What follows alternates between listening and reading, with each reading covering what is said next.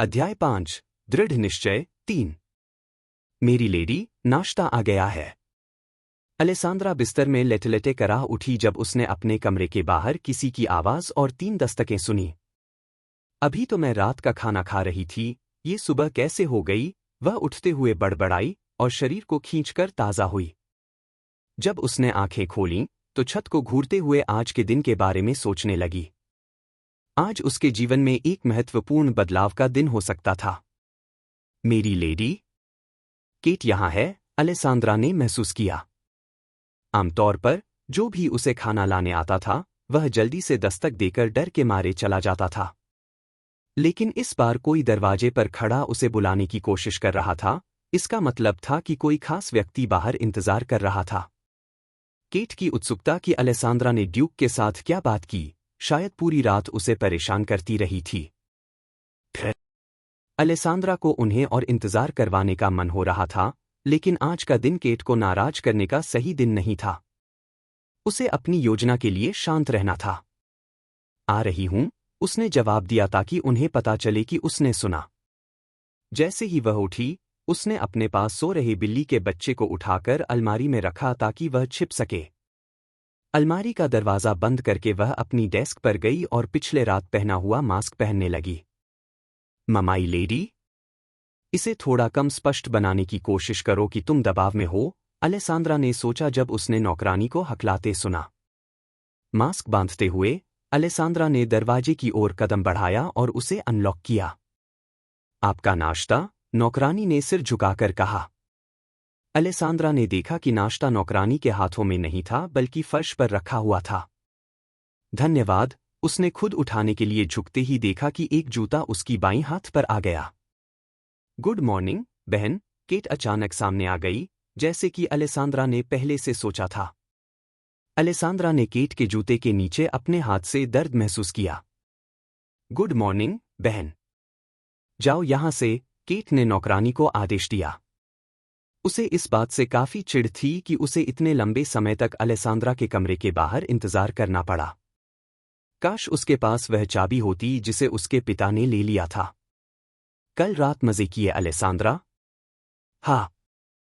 हाँ, केट गुस्से से भर गई कि अलेसांद्रा इतनी हिम्मत कर रही थी।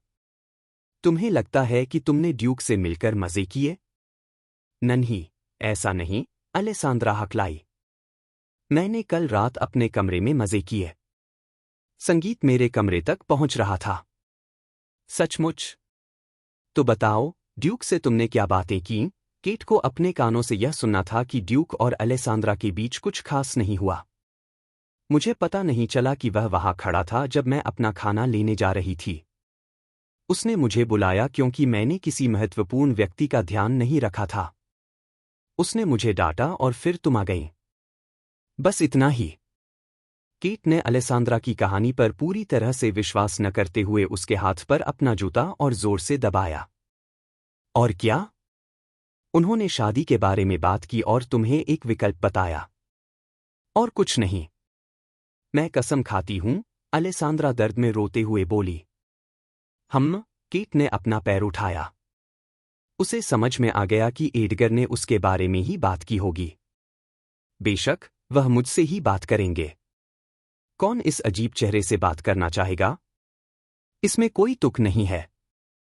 ड्यूक ने फिर भी मुझसे बात की। अलेसांद्रा ने अपनी आंखें घुमाईं, लेकिन चूंकि उसने सिर झुकाया हुआ था, केट उसकी भावनाओं को देख नहीं पाई। फिर भी, यह मुझे परेशान करता है कि तुमने अपनी भद्दी शक्ल ड्यूक को दिखा दी। अगर वह यह मान ले कि उसे कोई श्राप लगा है और हम पर गुस्सा निकालने आ जाए तो तुम क्या करोगी? क्या तुम सोचती हो कि पिता तुम्हें बचा लेंगे? केट ने फिर से उसका हाथ अपने जूते के नीचे दबा दिया।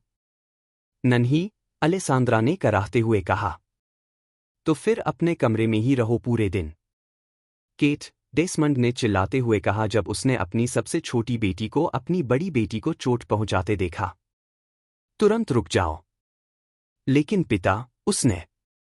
केट ने समझाने की कोशिश की, लेकिन उसे पता था कि वह कुछ भी कहकर अब बच नहीं पाएगी। ड्यूक ने कल रात इसे देखा और उनसे बात की। डेसमंड ने हैरानी से देखा कि ड्यूक ने सचमुच अलेसांद्रा को देखा था। मैं देखता हूं। मैं इसका ध्यान रखूंगा। अब तुम जाओ। केट ने गुस्से में छोटे बच्चे की तरह जमीन पर पैर पटके, जो अपनी मर्जी न होने पर रोता है। अगर नौकरानी ने अलेसांद्रा को जल्दी दरवाज़ा खोलवा दिया होता तो केट उसके पिता के आने से पहले ही चली गई होती। कितना परेशान करने वाला है, वह बड़बड़ाते हुए अलेसांद्रा के दरवाजे से हट गई।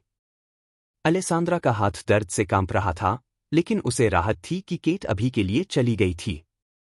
हाथ में दर्द के बावजूद उसने नाश्ते की ट्रे उठाई और उसे अपने कमरे में ले जाने लगी। अलेसांद्रा, बेटी, बैरन अपनी शांत स्वभाव वाली बेटी के करीब आते हुए बोले, क्या तुम मुझे बता सकती हो कि कल रात तुम्हारे और ड्यूक के बीच क्या हुआ? तुम अपने कमरे से बाहर क्यों थीं? तुम्हें पता है कि वहां एक पार्टी चल रही थी। कल रात खाना नहीं आया था और मुझे भूख लगी थी। बगीचे में जाना मना था, तो मैंने सोचा कि मैं जल्दी से निकल जाऊं। बस यही था, अलेसांद्रा ने कहा। डेसमंड ने यह समझ लिया, लेकिन फिर भी यह ड्यूक की बात थी। बहुत से लोग उस अफवाह पर विश्वास करते थे कि उसने किसी को श्राप दिया था, जिसके कारण उसकी मौत हो गई थी। तुमने क्या बात की? अलेसांद्रा ने सिर झुका लिया और कहा, वह सिर्फ यह सुनिश्चित करना चाहते थे कि वह वहां धूम्रपान कर सकते हैं, और केट को शादी के उम्मीदवार के रूप में देखा। सच में, डेसमंड की आंखें यह सुनकर चमक उठीं। वह चिंतित थे कि केट ने पिछली रात ड्यूक को प्रभावित नहीं किया, लेकिन अब ऐसा लग रहा था कि उसका एडगर पर कुछ प्रभाव हुआ है। वह आदमी इतना अजीब है, शायद वह उसे थोड़ी देर और देखना चाहता है। यह अच्छी बात है। एडगर वही व्यक्ति था जिसकी डेसमंड को जरूरत थी, ताकि वह अपने भारी कर्ज से बाहर निकल सके। वर्षों से उसकी वित्तीय स्थिति लगातार गिर रही थी, और अब पहले की तरह शानदार जीवन जीना आसान नहीं था। केट का किसी अमीर आदमी से शादी करना ही उनकी एकमात्र उम्मीद थी। फिर भी, तुम्हें बाहर नहीं जाना चाहिए था। अगर मैंने अपना मन बदल दिया होता और कुछ लोगों को वहां ले गया होता, तो क्या मुझे भूखा मरना चाहिए था? अलेसांद्रा ने सोचा। मैं माफी चाहती हूं, पिता, उसने जवाब दिया। ठीक है, ठीक है। तुम्हें डांटने का कोई फायदा नहीं है।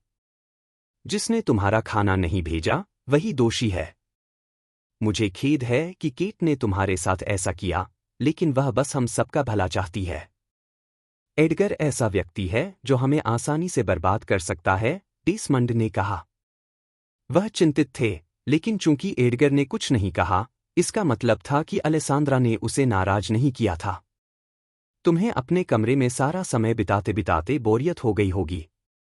ऐसा क्या है जिससे तुम्हारा समय कटे? कुछ भी बताओ, मैं तुरंत लाऊंगा। चूंकि आपने पूछा, मेरे पास अब और कुछ पेंट करने के लिए नहीं बचा है। मैं शहर की पेंटिंग करना चाहती हूं। क्या मैं गाड़ी में बैठकर घूम सकती हूं, ताकि जगह देख सकूं? मैं बाहर नहीं निकलूंगी। वादा करती हूं। डेसमंड ने अपने हाथ को कमर पर रखा, क्योंकि यह कुछ ऐसा था जिसे कैटरीना सहन नहीं करेगी।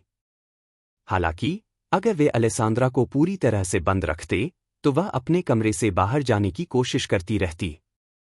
उसे थोड़ी स्वतंत्रता देना ही बेहतर था। अभी अभी केट ने जो किया था, उसके बाद उसे अलेसांद्रा के लिए कुछ करना ही था। मुझसे वादा करो कि तुम गाड़ी से बाहर नहीं निकलोगी। मैं वादा करती हूं, अलेसांद्रा ने मुस्कुराते हुए कहा। उसके पिता यह नहीं देख पाए क्योंकि उसका सिर अभी भी झुका हुआ था।